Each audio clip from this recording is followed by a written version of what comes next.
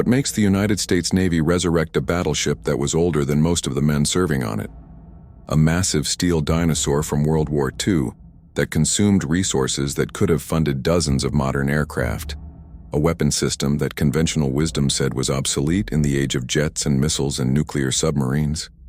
When you're a Marine grunt surrounded in the jungle near the DMZ in 1968, when North Vietnamese regulars are closing in on your position and air support can't fly because of weather, when you're preparing to die because there's no way out and no help coming, why does the thunder of 16-inch guns from 20 miles offshore feel like the voice of God answering prayers you didn't think anyone was hearing? I'm 73 years old, and in September 1968 I was a 23-year-old sergeant in the United States Marine Corps, pinned down north of Con Thien with my platoon facing annihilation, saved by a battleship that shouldn't have existed anymore. A World War II relic called the USS New Jersey, that the Vietnamese would come to call the Black Dragon. This is the story of why that dinosaur was brought back to life, why old technology sometimes trumps new, why I owe my survival to a ship that was commissioned before my father was born. My name is Robert James Harrison, and I arrived in Vietnam in March 1968 as a sergeant in 2nd Battalion, 4th Marines, part of the 3rd Marine Division operating in I Corps, the northernmost military region of South Vietnam. The war in I Corps was different from the war in other parts of Vietnam, was more conventional in many ways, featured larger North Vietnamese army units operating from bases in North Vietnam and Laos, involved defensive positions and artillery duels and battles that resembled Korea more than the guerrilla warfare happening further south. We fought along the DMZ, the demilitarized zone separating North and South Vietnam, holding strong points and conducting operations to interdict NVA infiltration, taking casualties in a grinding war of attrition that seemed to have no end. By September 1968, I'd been in country for 6 months, had fought through the Tet Offensive and its aftermath, had seen enough combat to be considered a veteran by the standards of a war where men rotated in and out on one-year tours. My platoon was experienced, a mix of combat veterans and newer troops led by Lieutenant Thomas Morrison from Ohio, a competent officer who'd earned our respect through solid tactical decisions and genuine concern for his men's welfare. We'd fought in the bush, conducted patrols, defended fire bases, done all the things Marine infantry did in I Corps, and we'd survived through a combination of skill and luck and the support systems that kept us supplied and reinforced and covered by artillery and air power when we needed it. But in mid-September, we found ourselves in a situation where normal support systems weren't going to be enough, where we were going to need something extraordinary to survive. We'd been conducting a patrol in force north of Con Thien, near the DMZ, looking for NVA units that intelligence suggested were operating in the area. The patrol had made contact with what we thought was a small NVA element, had engaged them, and had pursued them deeper into the jungle. Standard patrol doctrine said you don't pursue an enemy who's withdrawing, because it's probably a trap designed to lead you into an ambush. But we were aggressive, maybe overconfident, and Lieutenant Morrison made the call to pursue.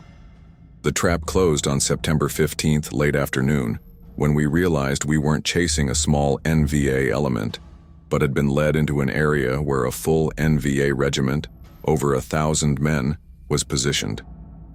We were 40 Marines against 1,000+ enemy soldiers, caught in terrain that favored the defenders, too far from our supporting artillery to get effective fire support, and facing an enemy that was well equipped and determined to destroy us before we could withdraw. Morrison immediately called for extraction, requested helicopter support to pull us out, but weather was moving in, heavy clouds and rain that would ground helicopters and prevent fixed-wing air support. We were on our own, surrounded, facing overwhelming odds, and we had maybe an hour of daylight left before darkness would give the NVA every advantage. Morrison gathered the platoon and laid out our situation with brutal honesty. We were surrounded. We couldn't get air support or helicopter extraction. Our only chance was to establish a defensive perimeter and hold until morning when weather might improve enough for extraction.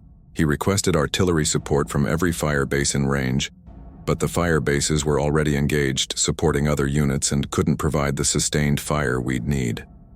We were looking at a night of continuous combat against forces that outnumbered us 25-1, and our survival was doubtful at best. We set up a defensive perimeter in a small clearing, dug in as best we could in the limited time available, established fields of fire, prepared to sell our lives as expensively as possible. The NVA started probing our position around 1800 hours, small groups testing our defenses, drawing fire to identify our positions and strength. We held fire discipline, didn't waste ammunition on targets we couldn't confirm, prepared for the main assault that we knew would come after dark. And Morrison kept calling on the radio, requesting any support available, talking to battalion and regiment and division, trying to find something, anything, that could help us survive the night. That's when we first heard about the USS New Jersey, a name that meant nothing to me at the time, but that would become permanently etched in my memory. Morrison came back from the radio with an expression I couldn't quite read, something between disbelief and desperate hope. "Gentlemen, battalion says they've got a fire support asset available that might be able to help us. The USS New Jersey, an Iowa-class battleship, is on station off the coast. She's about 23 miles out, and they say she can provide naval gunfire support with her 16-inch guns. Has anyone here ever worked with battleship gunfire before?" Nobody had. Battleships were World War II weapons, museum pieces, hadn't been used in combat since Korea ended 15 years earlier. We'd all trained with artillery support, with air support, with the modern weapon systems that defined the Vietnam War. But battleship naval gunfire? That was something our fathers and grandfathers would have experienced, not something we expected to encounter in 1968. But Morrison explained that the New Jersey had been recommissioned specifically for Vietnam, had arrived on station just days earlier, and was available to provide fire support for units operating near the coast. Our position was just barely within range of her guns, and if we could coordinate the fire properly, those 16-inch shells might be the difference between survival and annihilation. Morrison worked with our forward observer to establish communication with the New Jersey's fire control, to provide our position coordinates and the coordinates of NVA concentrations we'd identified.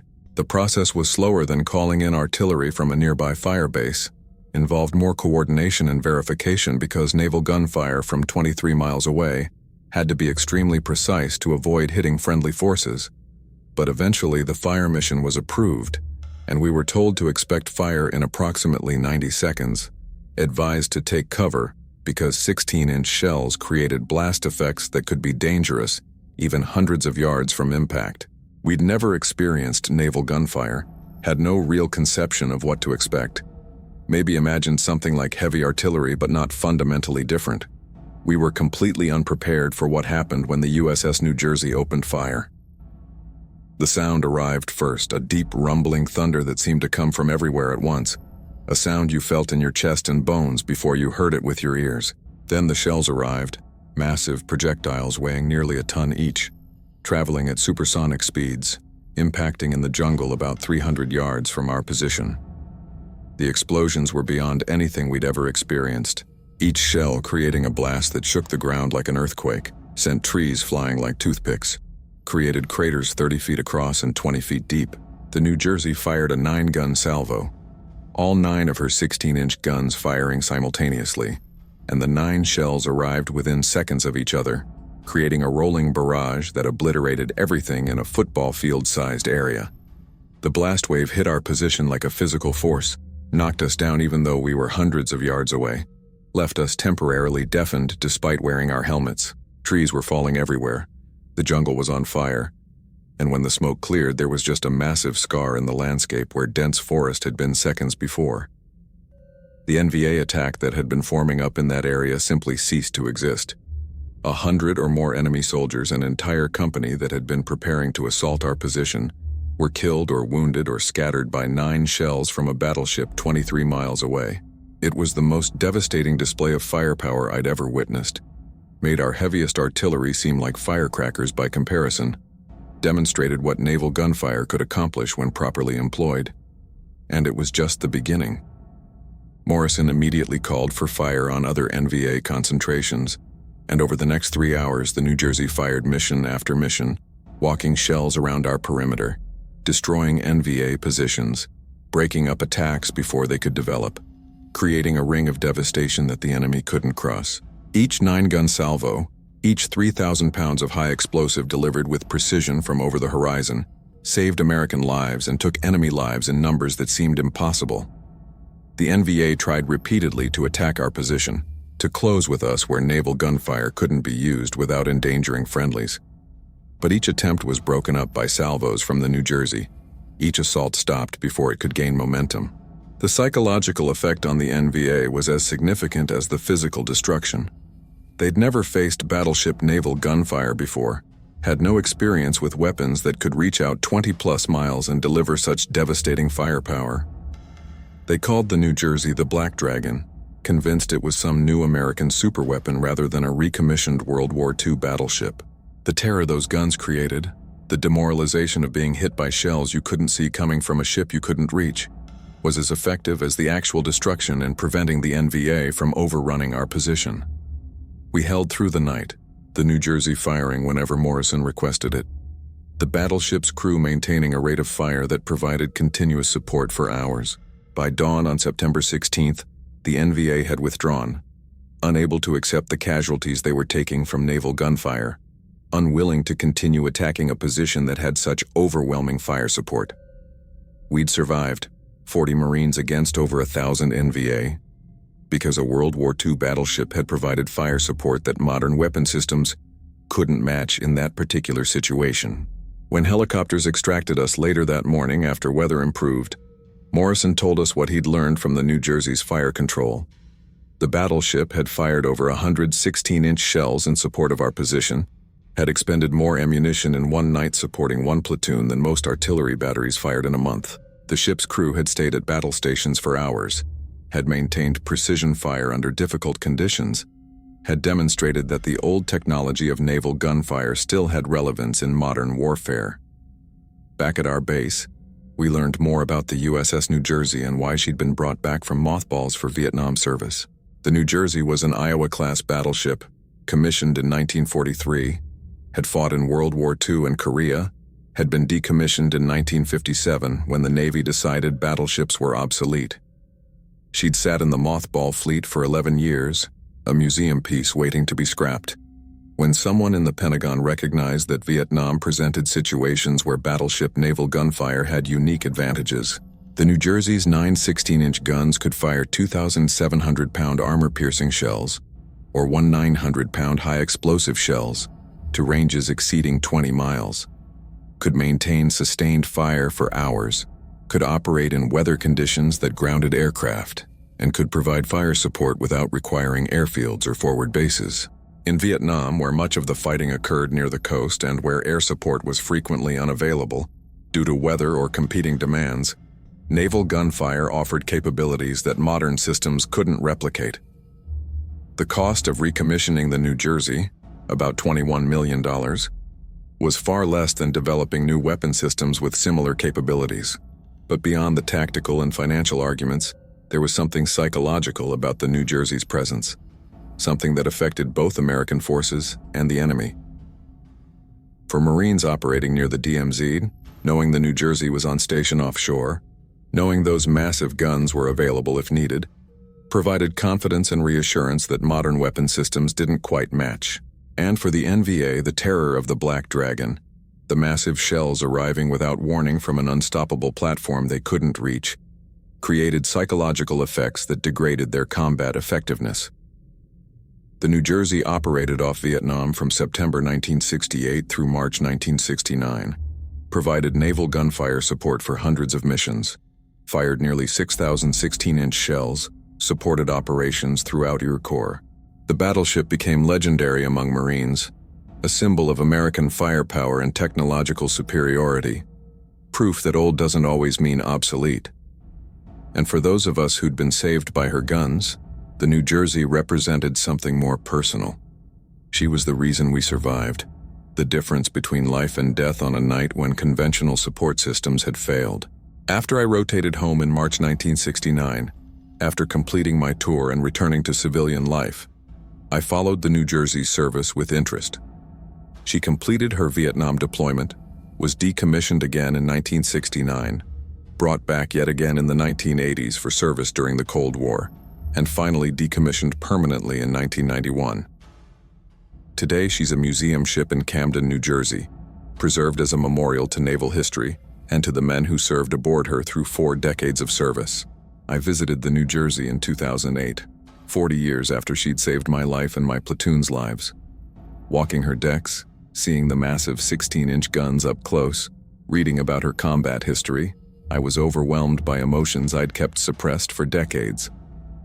This ship, this massive steel dinosaur that military planners had declared obsolete, had been the instrument of my survival, had demonstrated that sometimes old technology has advantages that new technology can't replicate, had proven that wisdom isn't always about adopting the latest and newest.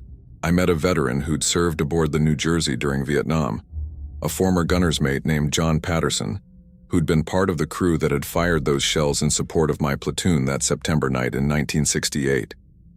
He told me about their perspective, about receiving the fire mission and learning that 40 Marines were surrounded and facing annihilation, about the urgency and precision required to provide fire support at maximum range in darkness, about the satisfaction of knowing their work had saved American lives. He said that fire mission, supporting my platoon, had been one of the most rewarding of his entire deployment because they could directly see the results, could know beyond doubt that their efforts had mattered. We stood together on the fantail of the New Jersey, 2 old men who'd been young during Vietnam, who'd experienced the war from completely different perspectives, but whose paths had intersected on one crucial night.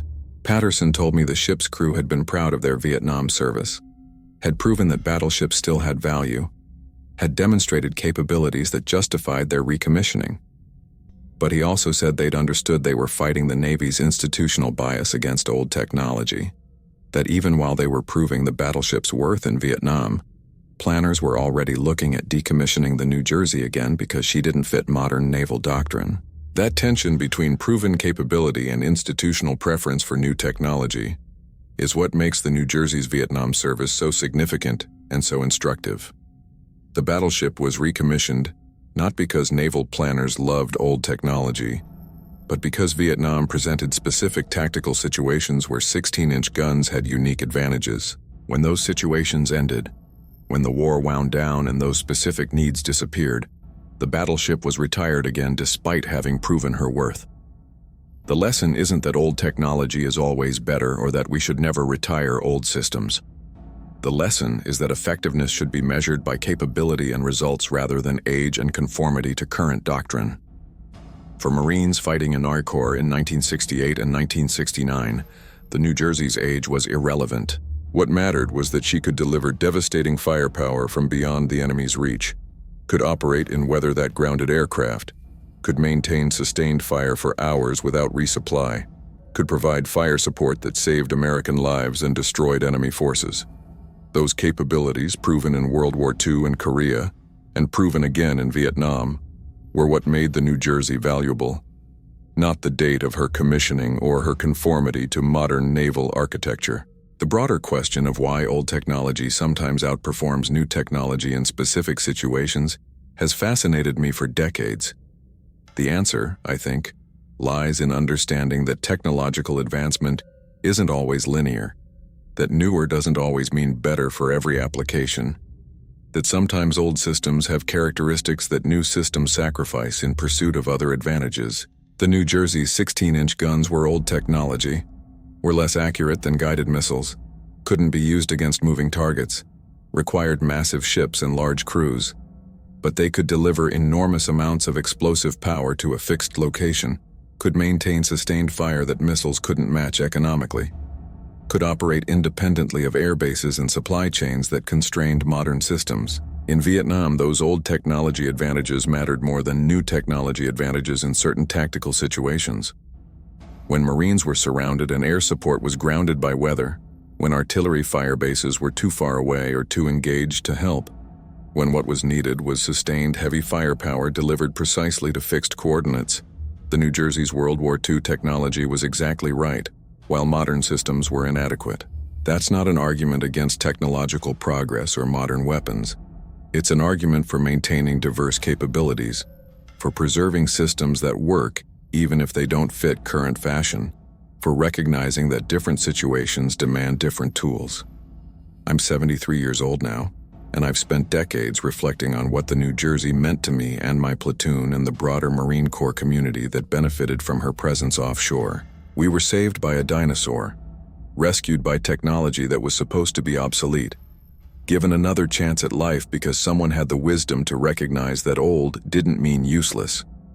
That experience shaped how I've thought about technology and progress, and the tendency to discard things just because they're old or unfashionable.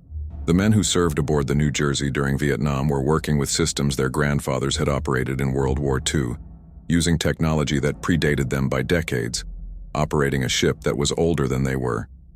But they performed with excellence, demonstrated that old systems properly maintained and expertly operated could outperform newer systems in specific applications, proved that the human element matters more than the age of the equipment. That's a lesson that applies beyond military technology, applies to how we think about progress and change and the value of experience and proven methods. Lieutenant Morrison, who'd called in that fire support and saved our lives, survived Vietnam and became a career Marine officer, retired as a colonel in 1988. He told me years later that the night the New Jersey saved our platoon had been the scariest and most satisfying of his entire career. Scary because he'd thought we were all going to die, and satisfying because he'd found a way to save us through resourcefulness and willingness to employ unconventional assets. He'd become an advocate for naval gunfire support, had pushed for maintaining battleship capability, had argued that the New Jersey's Vietnam service proved the value of diverse fire support options. But the Navy ultimately disagreed, retired the battleships permanently. Despite their demonstrated effectiveness, chose to invest in newer technologies that fit modern doctrine better, even if they didn't perform certain missions as well. That decision to retire the battleships despite proven effectiveness illustrates the institutional bias toward new technology and the difficulty of maintaining old systems even when they work well. The New Jersey required specialized crew training, consumed resources that could fund multiple modern ships, didn't fit into carrier battle group operations, and represented a maintenance challenge that the Navy didn't want to manage. Those were all valid concerns, legitimate reasons to question whether battleship capability was worth the cost. But the decision was made based on institutional preferences and resource constraints rather than on the battleship's demonstrated combat effectiveness, and that's troubling to those of us who benefited from that effectiveness. The question I've pondered for 54 years is whether my life and my platoon's lives were worth the cost of recommissioning and operating the New Jersey. $21 million to recommission the ship, millions more to operate her for 7 months. Thousands of crew members dedicated to one platform, all to provide fire support that saved maybe a few hundred American lives directly and supported thousands more indirectly. By cold cost-benefit analysis, that might not seem justified. But to the 40 Marines who survived September 15, 1968, because the New Jersey's guns broke up the NVA attacks, the cost was absolutely justified. We lived, came home, raised families, had careers, contributed to society for decades, all because a World War II battleship was available when we needed her. The New Jersey's Vietnam service was brief, just 7 months, but her impact was disproportionate to her time on station. She became a legend, the black dragon that terrified the enemy and reassured friendlies, the proof that American firepower and ingenuity could triumph over numerical superiority and difficult terrain. For a generation of Marines who fought in I Corps, the New Jersey represented the ultimate fire support, the asset you called when everything else had failed, the guaranteed delivery of devastating firepower when lives depended on it. Today, the New Jersey sits in Camden, a museum ship educating visitors about naval history and World War II and the evolution of naval warfare. But for those of us who were saved by her guns in Vietnam, she's more than history, more than a museum piece. She's the reason we survived, the difference between dying in a Vietnamese jungle and coming home to live full lives. She's proof that old technology still has value, that newer isn't always better, that wisdom lies in maintaining diverse capabilities rather than chasing fashion. The World War II dinosaur that should have been retired, the obsolete battleship that didn't fit modern naval doctrine, the massive steel relic from a different era of warfare, turned out to be exactly what we needed in September 1968. The USS New Jersey earned her place in Vietnam War history not through conformity to modern expectations, but through demonstrated effectiveness in the role assigned to her. She proved that old technology, properly employed with expert crews and sound tactics, can outperform newer systems in specific applications, and she saved the lives of Marines who would have died without her, giving us decades of life we wouldn't have had if military planners had decided she was too old to be useful. If this story moved you, if it helped you understand why the USS New Jersey was brought back for Vietnam and what she meant to the Marines who benefited from her fire support, I'd be honored if you'd subscribe to hear more stories from Vietnam veterans. Share your thoughts in the comments below. Remember the USS New Jersey and her crew. Remember the Marines saved by her guns. Remember that sometimes old technology has wisdom that new technology lacks. Thank you for listening to this old Marine's memories of being saved by a dinosaur that refused to become extinct.